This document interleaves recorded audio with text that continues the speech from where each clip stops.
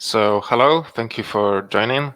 I'm Kris. I'm a senior software engineer at QuantLab, and for the next hour or so, I'll try to make the case that by leveraging C++ 20 features, we can actually get testing a first-class citizen in C++, which I think is an awesome thing, and it will bring us to the modern era of the C++. So without further ado, let's begin. If you're interested in the slides, they can be found on the GitHub already. So the link on the top you can use already. So let's take a look how we actually try to make that bold claim possible. So in order to do so, I will introduce some motivation first to make the case that testing is important, and it's actually really difficult in C++ at the moment. We'll try to establish some goals, and then we'll implement those goals, which will be a simplified C++20 framework in 200 lines of code with C++20.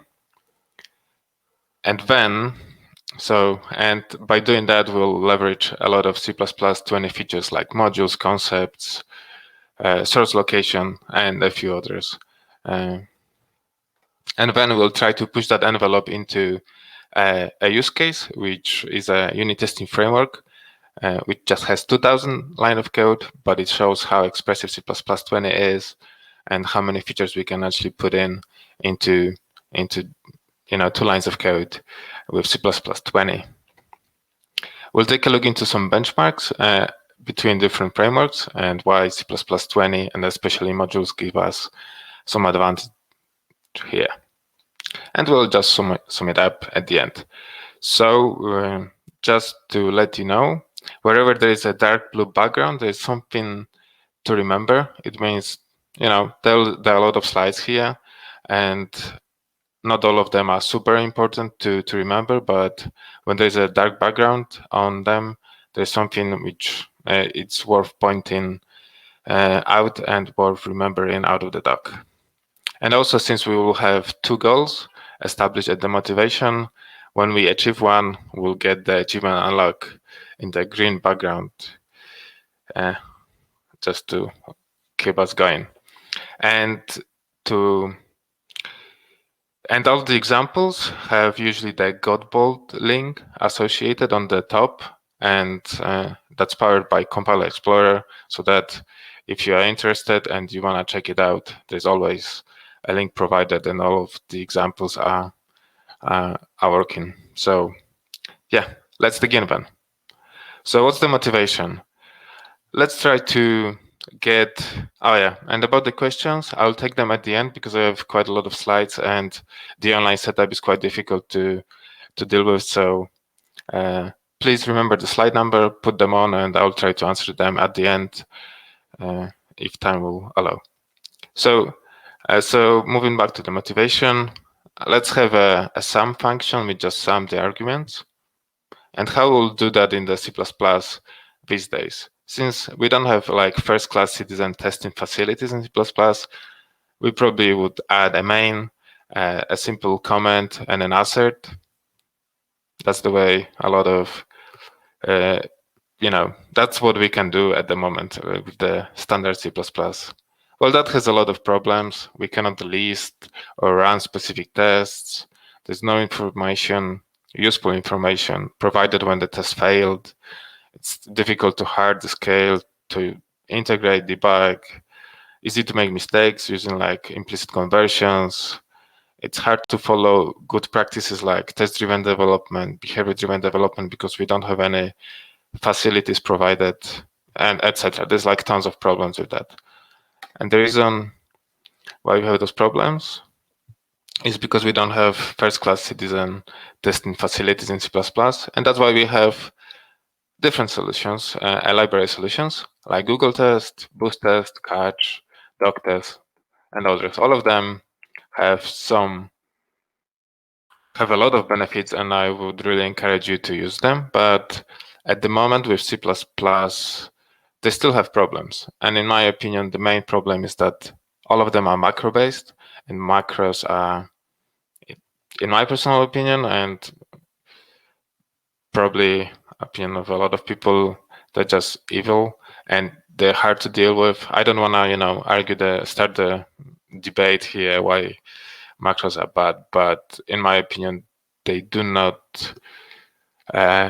keep the C++ going in the right direction, and we try to get rid of them. And C++20 is the first standard in which testing might be done without them. So we'll take a look into that.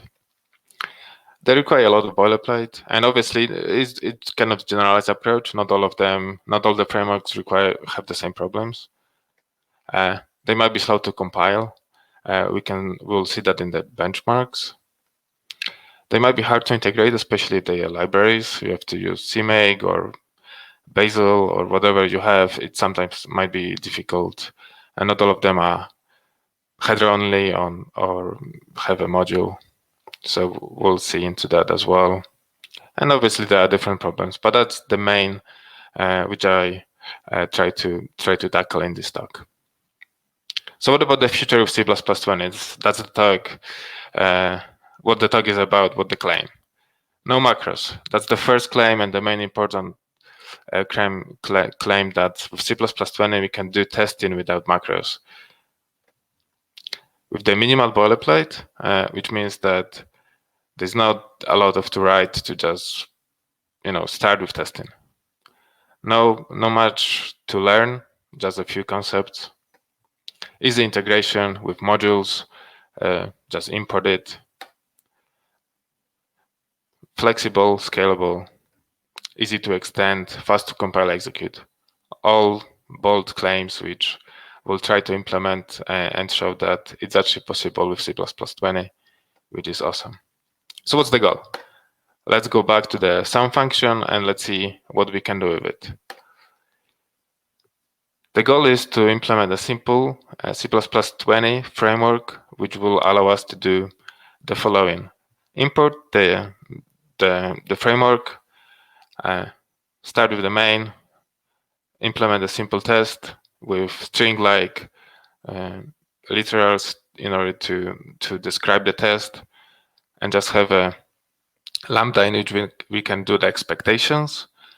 And the claim is, and the goal is the first goal is to get the error with the line, the file, and with the expression which failed at the end of execution, if the execution is actually failing.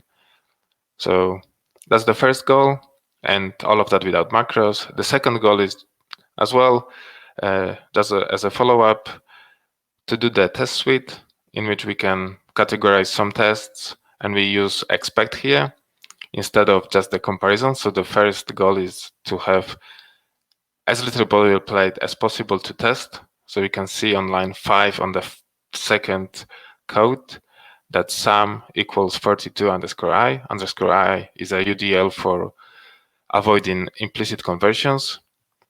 And the second one on line 4 on the bottom, we'll just use expect because some developers prefer to be more explicit about comparison. So that's the goal. So without further ado, again, let's dig in and try to implement. We'll try to implement it with C++20. It will take around 200 lines of code, and the whole code will be provided at the end, as well as the module, so you can check it out. Obviously, it will be a simplified implementation. We won't have time to do everything, but we'll tackle all the issues and try to achieve the both goals in that presentation. So I hope that makes sense. And you as excited as I am about that. So let's begin. UT module. How can we start with, that's the first line, import UT. It's like, oh my gosh, that's not even C++, right? Well, it is C++20, if you take a look from that perspective. So how to do that? We can do that with the HPP file. There's not really a convention whether the module should be in C, what's the extension for the module files, but because the UT library, which we'll be talking a bit later about, is header only as well, it makes sense to start with the HPP and use it as a module if needed. So in order to do so, the first line will have to be the definition of a module interface unit, which you do by export module UT. That will be the name of the library which will provide the unit testing framework. We'll import the standard library in order to use the facilities from the standard, like integral constant and algorithms. And after that, we'll export, for the simplicity, the whole namespace of the UT version 1, in which we'll implement the whole testing framework. So that's the goal. That's the goal, to achieve the import UT. And then when we have the main CPP, we'll be able to write import UT, just the main. And if we compile that, that will be with the Clang, with the emit module interface, which will provide the precompiled module file. We'll be able to link it, compile it, and if you run it, we'll just get basically nothing, but the module will be there. So I hope that makes sense. So a few words about modules. And the module interface unit is a module which just start with the export keyword. And what modules actually give us? They're very similar to precompiled headers. They kind of just build on top of that, in Clang especially. And just for your information, all the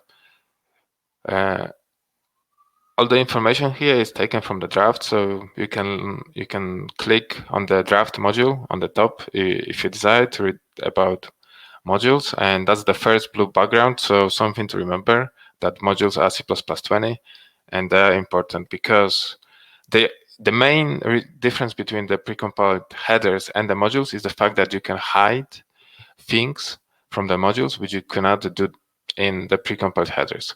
So in precompiled headers, everything is exported and visible. In modules, you can hide things. So like detail namespace, you just don't export, and then it won't be visible for the users. So that's great.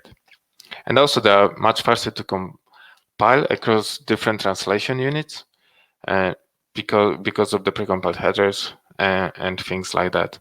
It won't help us, sorry, with template instantiations, but still, if you have a lot of CAP files, different translation units, tests in different CAP files, it will help us a lot. So okay, so having modules in mind already, let's try to implement this underscore test thing in order to define the test. So we want to have the test using the string literal, and after that, being able to follow it with the lambda. In order to do so, let's introduce some concepts, because we want to be explicit and have something which will satisfy our requirement for that. So concept is C++20 feature, and we'll dig in a bit more into them in a second, but let's just try to describe the concept so that we can understand what the test is required to be like. So we have a concept test, and the test requires to have the name. We want the name for the test. That will be the string literal, so that we can print the running ... and the name of the test, and we can list the test or do the dry run. So that means that we have to have this test.name, and that has to be printable. And the printable concept is a very simple one. We just basically allows us to pipe it to the O stream. So that's a printable concept. And after that, we have to be able to assign it because we want to have the test to be assignable to the lambda. And lambda is the execution part of the test. And the result of that has to be void. So that's kind of the concept syntax. If you're not familiar with it, comes with C++20. So yet another blue background to remember that concepts are coming. Concepts are important. They kind of a type constraints for the types. They like similar, like when you have virtual interfaces and virtual classes, and you have the interface which will try to satisfy that virtual class. It's basically the same as concepts for the types, and it's basically act like a documentation for interfaces. What they give us the better error messages because they're coming from the callee side, not from the library side, which is the main issue with the current approach. So you probably have seen all these errors from STL when they come in from the library point of view, and it's like you don't really care about implementation of STL, and this code is terrible to read either way. You wanna see the error when you actually call from the callee side, from the point of instantiation side, and that's what concepts gives you. So that's why we introduced the test concept, so that if you pass something which won't satisfy this concept, it will give you an error at that point and not from UT module, instead something from the details. And it will give you faster compilation times as well. So that's yet another thing which improve your compilation times in comparison to Sphina if you use that. So how does it look like? So the weakest concept you can see you can think of it like auto. Auto is the weakest concept as well, which just is a true, which means always satisfied. And we have a few syntaxes. I won't be going into many details, but we have a lot of ways to declare that. And that's the equivalent syntax for it. So if we have a foo and we just take an argument, that will be, you can pass whatever. That's the weakest concept. You can say requires with auto, which is basically the same, and that will be always satisfied. You can also pass it afterwards with the requires clause. You can, instead of class, put auto. That would be a more terse kind of syntax. And the abbreviated syntax, which is on the bottom, without any templates, you can say auto argument, and auto will be the concept which you want to satisfy. And that's the syntax which is the most abbreviated and will be used in .duck. So okay, let's dig into the test implementation. So the name, that will be the dot name which has to be satisfied by the concept, and that will be representing the test case name. And the operator, which was the second part of the concept, will just take something which is invocable, which is the lambda, will print it, will print with the name, and we'll call it, and we'll call that invocable. And the literal, which is C++11 feature, will just user-defined literal, which will take the string, will take it, convert it into the string view, and pass to the test implementation. So that gives us the line 4 to compile. So right now when we run, when we compile and we run, we'll just get running sum, but nothing will happen yet. So that's an improvement, yet another step forward. Let's try to implement this comparison, and this comparison will require two things, the equality operator and this _I, in order to compare the results from the sum against the expected value. So testing is not just about having tests. We have to have these assertions and expectations in order to verify what's going on with our tests. However, when we look into the equality operators, we cannot do that for the built-in types. And you can read it about operator overload in the standard.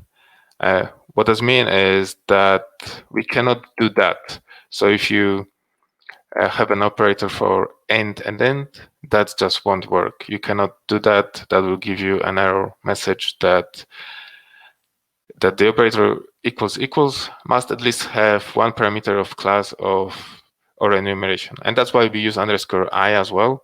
It's not just to avoid the implicit conversions, but also to enable the equality operator in C++20.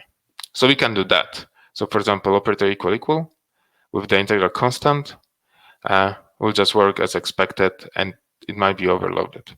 Otherwise, we actually won't be able to do that. So that's a bummer.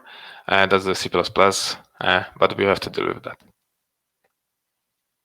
So let's take a look how we can implement this operator equal equal in C++20. So here we'll have a definition for it, which is templated, and we require concepts for left-hand side or the right-hand side. So one of them has to be an operator, and we have to return an operator. And what that concept look like? So we know a bit about the concept already. So this concept required to be printable because we want to print the expression, which we'll see later on. But basically you can imagine that we want to print that the value didn't equal the other, the expectation. So we'll need that. And the operator itself will require the left-hand side, right-hand side. So that will be the member variables. And it will have to be convertible to bool so that we can verify that the expectation is actually true or false. That's one of the way of representing that concept. The other way will be the second part of it, which is the integral constant, which might be thought as an operator as well. And that just requires the value and the value type. So I hope that makes sense.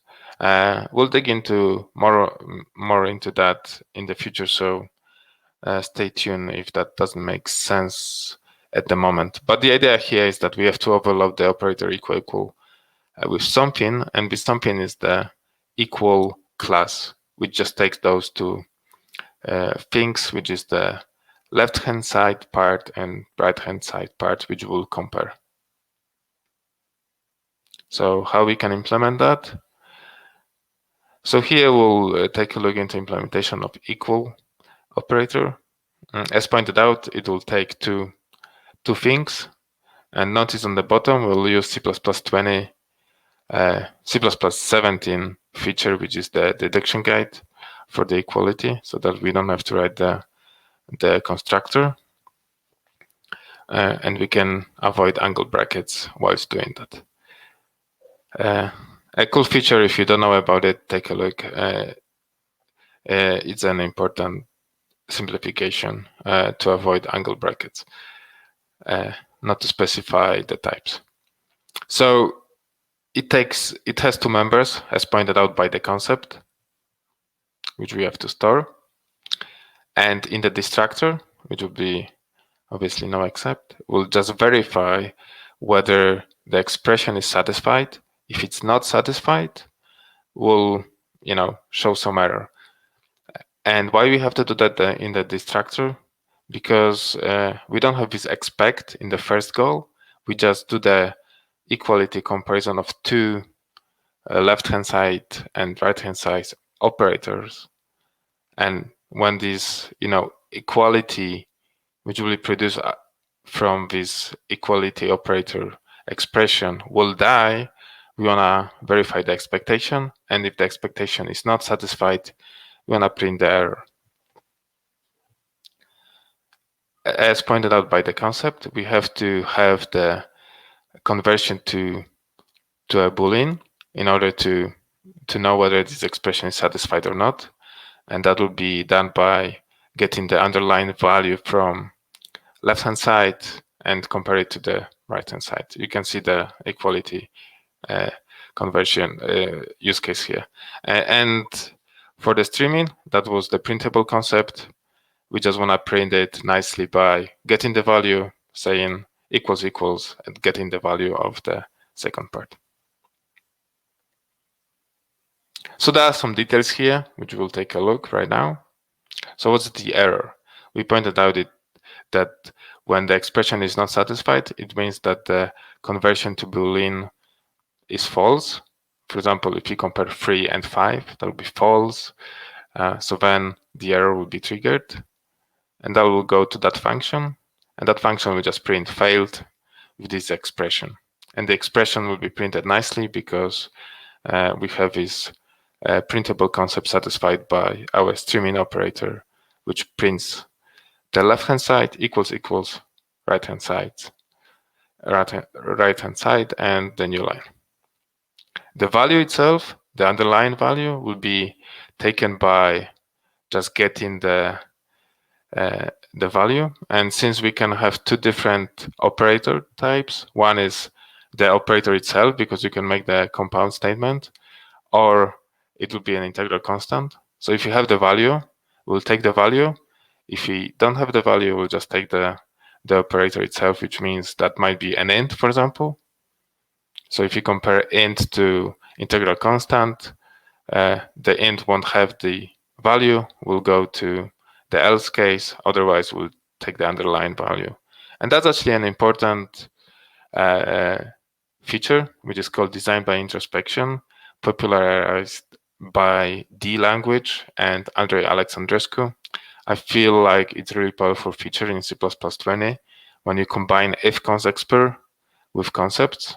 So let's take a look into how does work.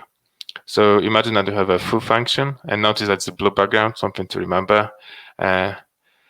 So if you have if-const-expr, you can say requires, and that mean that if the v has a foo and that's satisfied by the implicit concepts here using the requires clause, then we can return the v.foo, otherwise return 0. What is important here to remember is that we have to leverage const-expr because that's the compile time evaluation here. And if the v doesn't have the foo, it will be just like spin away, and we can go to the else branch. If you use if here,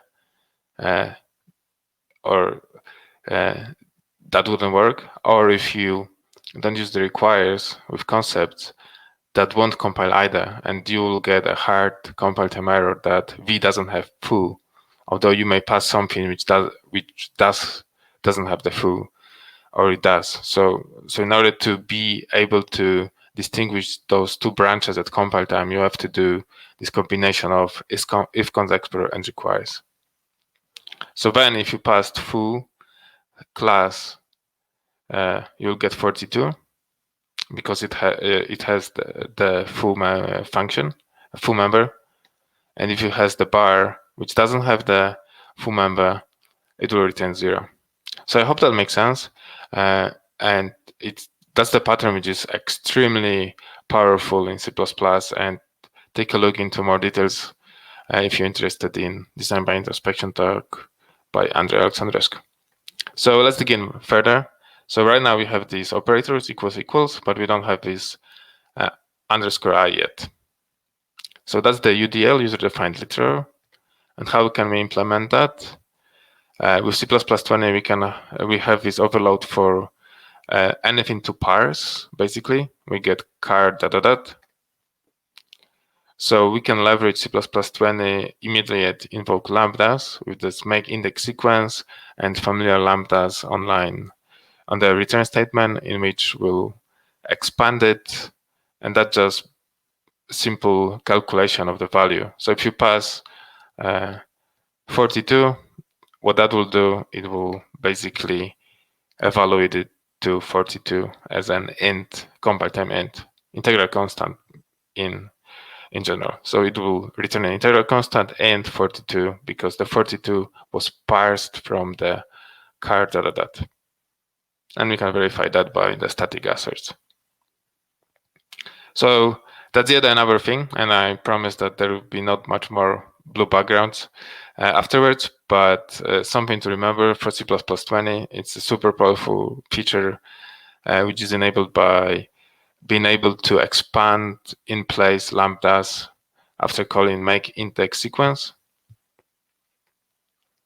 So for example, here, when we have the lambda and we call make index sequence with the value of it and expanded with the fold expression, which is C++17 feature, we can see that it will just sum up all the arguments which are being passed. So that's super cool, super useful, and if you happen to use it in C++20, you will see how awesome it is. So right now we have the UDL, we have the equality operator. So yeah, if you call that with the line 5, we'll get an error, failed, from the error call with the expression. The expression will come from the printable part of it, from the equality class, because we have the printable concept satisfied. But we are missing the file end line, so that's not super useful. We could do that before, right? So there's a new feature in C++20, which is called source location, which is basically a macro-free replacement for file line and function. And that's the main reason why we have to do macros in C++. 20 is before C++20, but with C++20 we don't have to. We can leverage C++ source location to do so. So that's super cool.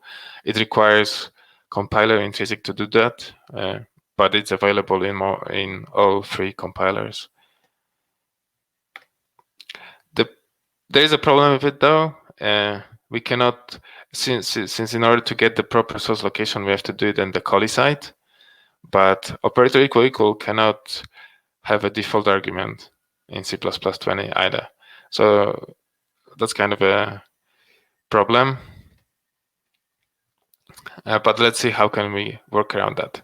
So let's expand the arrow message, arrow function with the location, so that we can print the location of the file and the line before the failed and the expression, because that's what we want from the framework. We want to see the file, :line, :failed, and the expression y.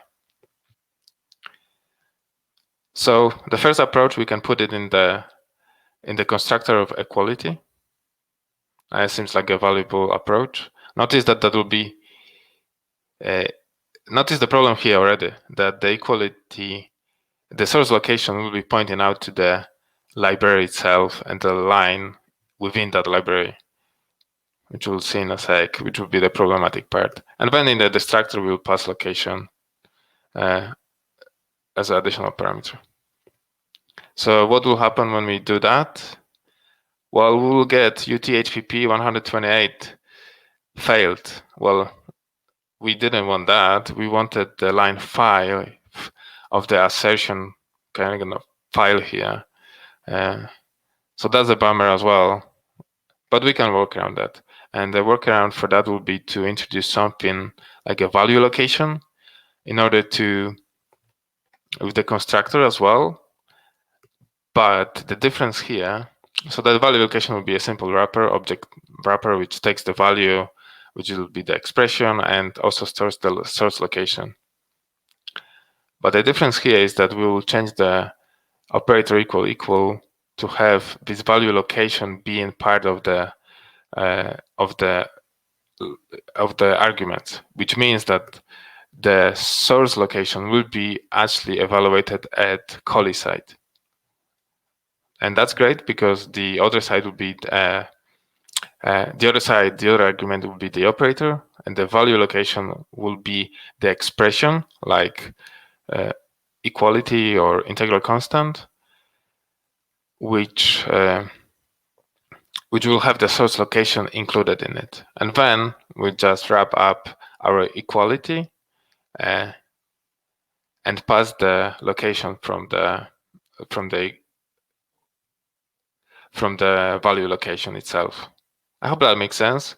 So the idea here is that because the value location is at the callee side, meaning in the operator equal equal declaration, we'll get the proper value source location and not the location of the underlying implementation in the UT. And that will give us the ability to get the value of the assertion. So what will happen here when we try to run it again? We'll get the, let's assuming that the test CPP is the file which we compile, we'll get the proper line. So you can see we'll get the test CPP line 5, which is expected, failed 3, which is the value of the sum, equals 42, and because that's from the integral constant. So that's awesome. It's exactly what we wanted, and that's the first achievement unlocked. Congrats to all of us for going through that, and if you followed, big congrats to you as well, because I'm going fast. But yeah, so let's try to dig into the second goal, which is the test suite and the expect part of it. So right now we have all these capabilities already. It's kind of awesome, and we didn't have to write that much code. Let's try to do something to categorize tests as well. So here we have a test suite sums, and we'll have different tests expressed the same way. We will have expect, just to have some different implementation, and then main will be just empty, as in most frameworks. Usually you would pass the filter there, but assuming that for this simple use case, we just want to run all the tests, we'll just have the simple main, in which at the end of it, the test suite will be run and produce the output.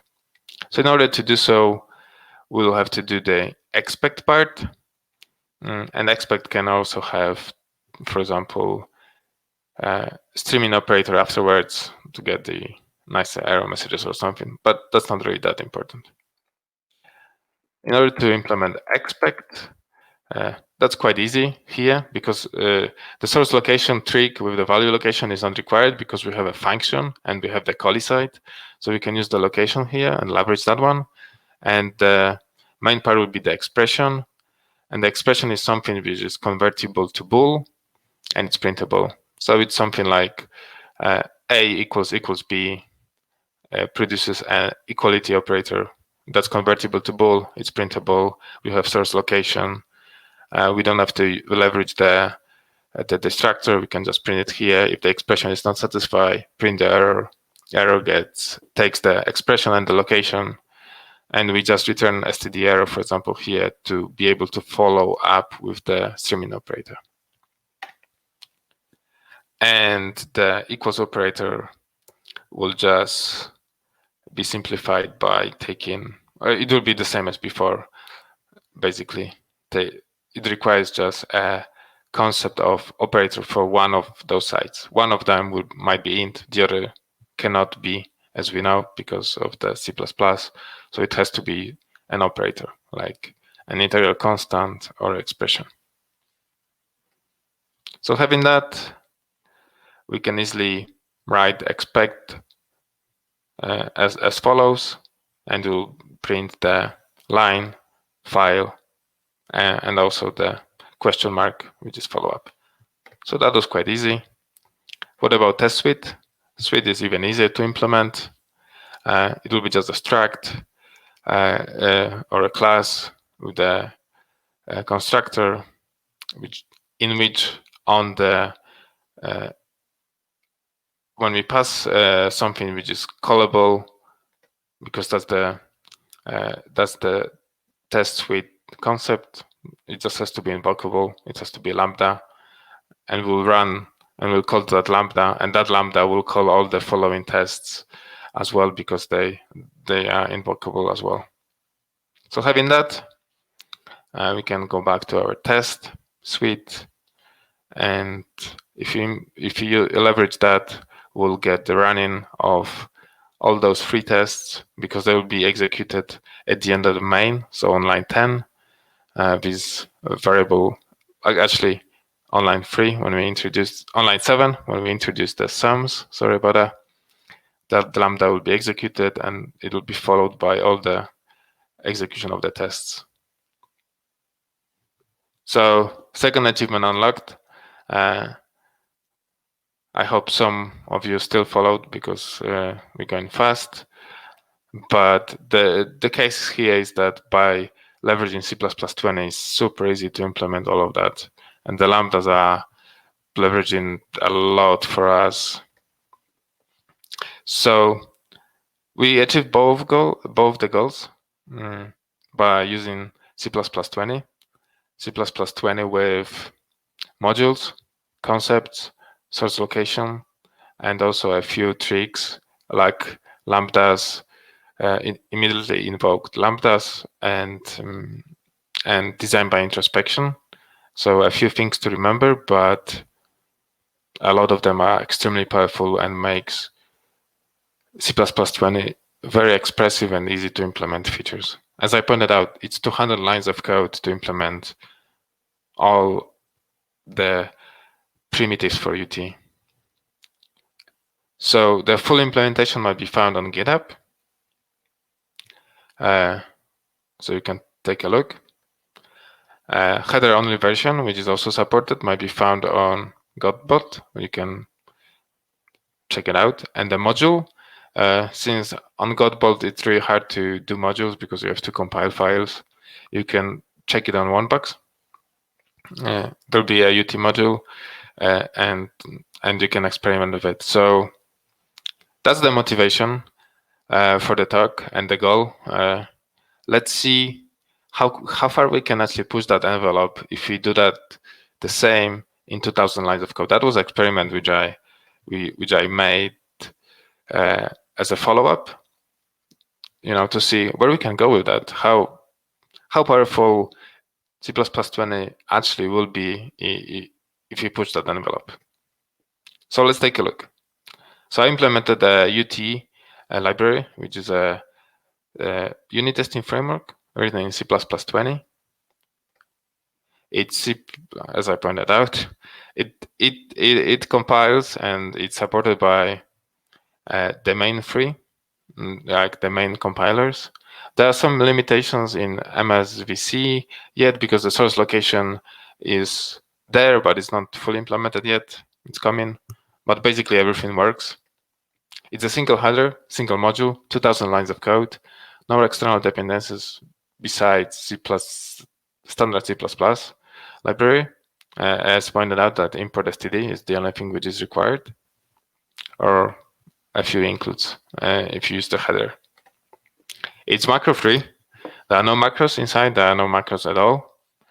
There are no macros even in the implementation, neither for the users. And it has tons of features like any other frameworks like catch or dog test, like assertions, suites, tests, sections, BDD support, matchers, login. We'll take a look into a few of them. And just a disclaimer, at the time of this recording, that's not a part of Boost. It has the Boost namespace because it may become part of the Boost in the future, but at the moment of this recording, it's not. So we're not claiming that. And how does it look? It's very similar to what we already implemented. It's just taking the envelope a bit further. So you can, on the first line, either import or include. Doesn't really matter, depending on whether your compiler supports modules or whether you want to use modules. Modules are not requirement for C++20. And here you can see also the sum test, which leverage this abbreviation syntax. And on line 11, also you see that the compound statement are supported as well. So you can write and, equals, and the left or right side doesn't really matter. It's a catch. Doesn't, like in Google test, you have to do expect equal, and you have to remember what side the expression is to get the error properly and understand. Here it doesn't. It will print the expression. And the colors and all the goodies. So if it failed, you will get the line, file, failed, free is greater than 0, and that's true, and the other expression is not, so that will fail, and you will get a nice error message. You'll get a sum as well, how many tests we ran, how many assertions, how many failed. It's very, extensible. It's proper testing framework which you can use these days in C++20. So let's dig into some features quickly. You can obviously have your own main in order to filter tests, and you do that by having the config and override it with the filter, which comes from the command line. Then your main will look like that. If you have different tests, you can leverage kind of a regex in order to run or dry run different tests. I won't be going into details because that's familiar to everyone, I guess, with the testing frameworks. Just to point out that you can do that with this framework as well.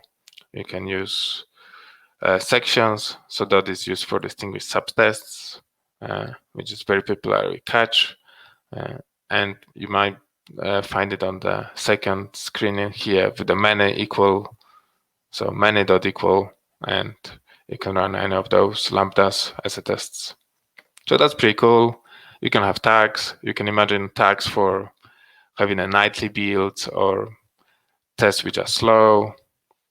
So you can tag them by nightly or slow or many tags. There are also tags which are pre-compiled, already provided with the UT, like skip, if you want to skip the test because it's not ready or it's work in progress. And you can, obviously override the tag and get what you actually need out of it when you run it. You can do different ways of assertions.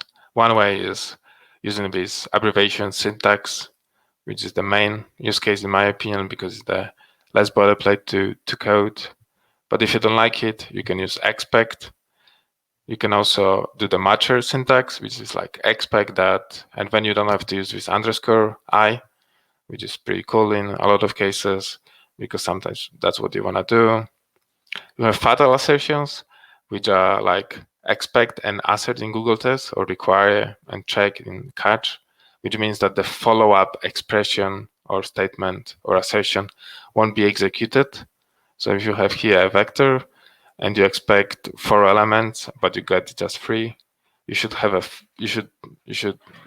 fatal assertion in order not to get a segmentation fault on the line 3.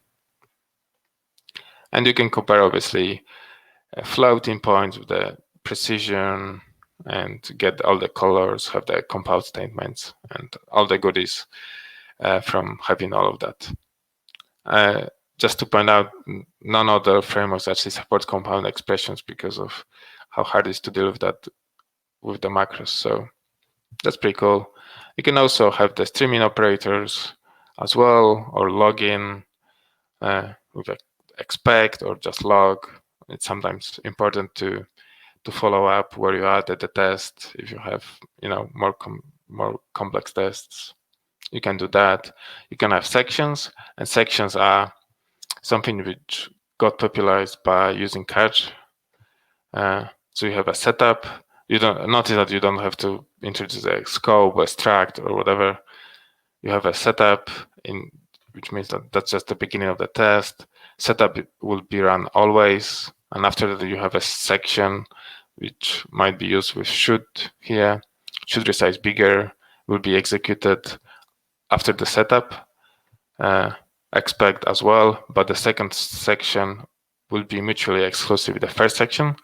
So it will be set up, the first section won't be executed, after that will be the expect, and then the second section.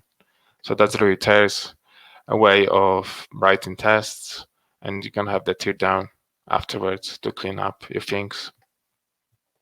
You can have test suites as we implemented, so there's no much to talk about here. You can have verification of exceptions with pros, or even verify what type of expectation has been thrown. You can also verify asserts on the Linux environment. I would encourage that, but you can do that with aborts. So that's pretty cool and handy sometimes. You can have parameterized tests using for loops. Imagine that with the existing frameworks in and C++ before 20. So here you can just do it with the for loop and add a test with that. So that's pretty cool to introduce tests with just the simple syntax. You can do it with more functional way as well by piping. You can pipe it to tuple with different types. So that's pretty cool as well. You can do meta programming with C++20 and NTTP, which is non-type typelate parameters as well. So you can have the constant expression being verified that it's constant, and you can compare types, and that will give you a nice error message as well for the types at compile time. So compile time programming to the rescue with testing frameworks. You can have spec if you like rspec from Ruby. The scribe vector, it should increase bigger, and that's super easy to implement. It's just lambdas. So you can have that as well if you like this syntax instead of underscore test. You can have BDD, behavior-driven development kind of test with the feature scenario, given, when, then. Won't be going into details, I just pointing out features at the moment, which is super powerful and super nice to express yourself in an easy way than just underscore test and expect, but it depends on your use case. You can have Gherkin if you're familiar with that. You can have the BDD syntax in a file, so you can have a feature, and UT framework will parse it for you as well, and allows you to execute that. So then you implement the steps with the steps.feature and following the lambdas. So the implementation will follow the parsing, which is required. Then you can just pipe those steps into the file and get tests results as well. If you're familiar with Cucumber, that's exactly what it is. It's super powerful concept for writing tests, especially that you can write the acceptance test and requirements and give them to your product owner, or they might be written by your stakeholders and given to you in plain English, and then leverage the unit testing framework or Gherkin kind of testing framework to implement them. And that's just the backend which you have to do. So that's pretty cool. You can have also parallel execution. So you can imagine that the tests, you have these different test suites, and that's showing that the flexibility of the framework, it's like you can override a lot of things, and you can just make the parallel execution very simple by having a parallel runner. You can do benchmarking as well. Very simple way of testing the string, for example, creation with the underscore benchmark. It will give you the time, and the time here is from the Godbolt, so yeah, it's quite slow, but super easy to expand. And C++20 just makes it really easy to do. And there's much more. Sorry, I was going really fast, but the talk is just an hour, so a lot of things to go through. You can take a look into GitHub and see all the goodies of the UT, and I really encourage you to do so because it's a really powerful framework. I love it. It's used in production. It's used by a few companies already, and with the really positive feedback. So if you are on C++20 or if you're coming to C++20, take a look. Macros are evil and you don't want to use them, and having UT primitives gives you a lot of ability to improve your, for example, compilation times or runtime. So let's take a look briefly into the benchmarks. I just compared the most popular frameworks here, like PostTest, Google Test Catch, and DocTest. I tried to put it's really hard to compare apple to apples, basically, because they are different. So if they advertise that the main use case is the library, we'll use a library. Otherwise, if they advertise that single header is the main use case, I just use that. If they had something as a define to fast compilation, I use that as well. So the include itself, it shows that the catch, it's slow to include, so that's not great. Those, it's just those benchmarks I wouldn't take. I would take them with a grain of salt, not too much into them. It's GCC 9, Clang 9, but it just shows that C++20 is actually pretty good and fast to compile. So the main benchmarks, when we have a lot of 10,000 tests, 200,000 asserts, 100 files, it shows that the compilation, the doc test and UT are the fastest, and Boost test, Google test, and Catch are not as fast. The execution, which sometimes is important, especially if you have a lot of tests, shows that UT is the fastest, so the code is really optimized.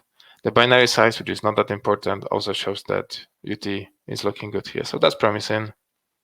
Incremental build is the main use case I think you have to think about, and that shows that the UT and doc test are fast, and Google test maybe is the slowest here. But there's actually a huge difference between some of those.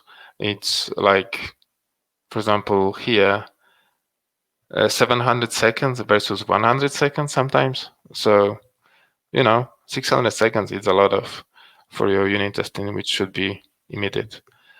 So I guess it's important to have fast compilations and fast executions when possible, and that's what is possible with the UT. And just a final benchmark, which shows that the precompiled headers and the modules are pretty much similar if it comes to compilation times, but if you don't use precompiled headers or modules, you'll have slower compilations. So that shows that modules are great and will improve your compilation times, and runtime will be the same, but compilation times will be similar. But if you use precompiled headers already, they won't improve it by much. So since we are at the end of the talk, just to sum up, C++20 is great in my opinion. Modules concept, source location, and other features allows you to clean and simple design. Not a lot of code has to be is required to make things happen. Awesome. UT is an example of cutting-edge framework, and shows that primitives are awesome with C++20. Whether we should standardize unit testing primitives, it's arguable. I see a lot of benefits, but I don't want to get into that discussion yet. Maybe in the future, we'll see how it will go. And that macro-based frameworks can be actually implemented based on unit testing primitives, which is kind of interesting to think about. So imagine catch or catch2. Catch2 has this require, test case, and section macros as the requirement to use them. What about if you implement them with UT? UT will be a simple primitive baseline, and we can basically leverage it to implement any macro-based UT framework currently existing just by implementing those three macros in that case. And the test case, which is the catch version of it, might be implemented this way: section, require. So if you like that syntax and you like UT, you can easily do that. If you like any other syntax, you can do that as well. And notice how terse the macros are, so you won't get any really long error message, which is really confusing as well. So I guess that will sum up the talk. And remember, if you like it, then you should have put _test on it. So that's always to remember, BNCRO for everyone, I guess, because even if you have the best framework, if you don't test, you won't go far either way. So having tests, even if the worst framework or with the asserts, it's more important than not having a test. So the first thing is have the tests. If you have the tests, consider using a framework. If you have C++20, consider using the C++20 frameworks and avoid macros. And just to summarize, the Godbolt link is provided, as well as the one box if you want to try out the module for the simple implementation and the hello world. And if you're interested in the framework itself, you can go to the GitHub, pushxut, and you will see all the features and everything I was talking about with the tons of documentation and examples. So yeah, thank you for the talk. I'm not sure whether we have time for questions, so I'll let Jens let me know. If not, I'll try to answer them in the chat afterwards. And thank you very much. If you have time, I will just answer them right now. Try to answer them in the chat afterwards. Yeah, there's some question. If you have time, I will I posted them in the. Yeah, there's some questions.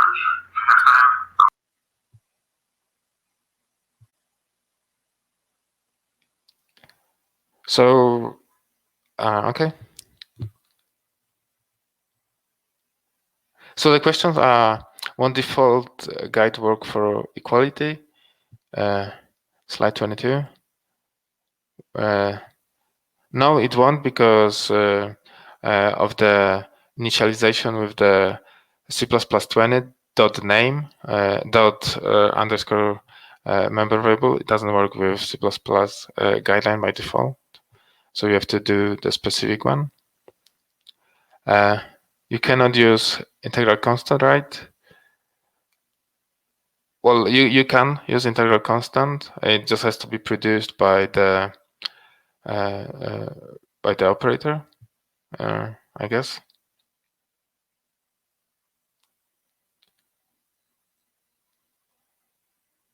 Why do you need to recompute cars into a number? Because of the literal. So you have underscore I, and otherwise you would have to write std integral constant for int 42. That's a valuable syntax. It's just for the sugar basically. Do you support fixtures? It's like I consider suites kind of a fixture as well, but you can easily leverage them on top of suites if you follow that up. Can UT emit catch to XML? Not at the moment, but that's very flexible and easy to implement. You just have to write your own reporter. Reporters are supported. By default, there's just text reporter at the moment, which has colors, but there's nothing stopping writing XML. And I think that's all the questions. If there are more questions, I will just try to answer them afterwards. Thank you. Thank you for the talk. Really great work. Very amazing. One question I have, are you able to do that with constant expression at compile time tests? Well, yeah, you can have compile time tests as well, and all of them, all the framework is kind of context friendly.